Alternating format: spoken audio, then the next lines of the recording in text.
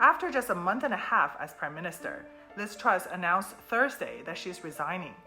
Now she's set to become the shortest-serving occupant of the Downing Street in 300 years of British history. Truss' drop in popularity came after she introduced on September 23rd a so-called mini-budget plan for massive tax cuts on UK's wealthiest, a rollback of corporate tax hikes, and a brake on planned cost increases for national insurance. That's while the UK is going through a cost of living crisis. The proposal made foreign investors fleeing out of the British economy and drove the pound to a record low against the US dollar. Truss has spent the past week trying to steady the economy. On Monday, a near complete reversal of the plan was announced. In that day, Truss apologized for all the consequences that the proposed plan has caused. But the damage has already been done. She became the least popular prime minister in the history of polling. Now the Conservatives will select their next leader, which will be the leader of UK by next Friday. It will be an exceptionally fast contest, which will be decided by Conservatives, members of Parliament, and party members only.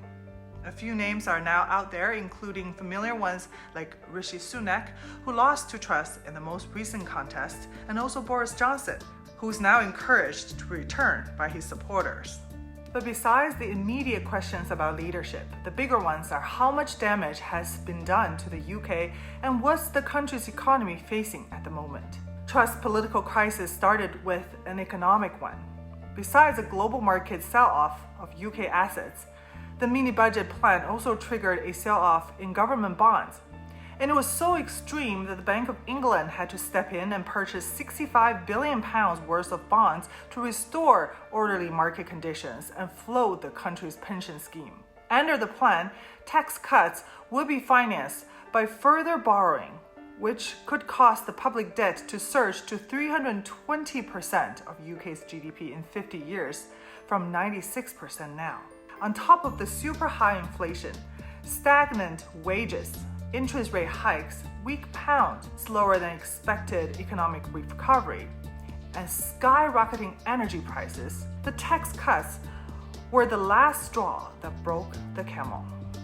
After Truss' resignation, the new Prime Minister and Chancellor have a tough task to navigate the economy through the cost of living crisis, cost of borrowing crisis, and the cost of credibility crisis.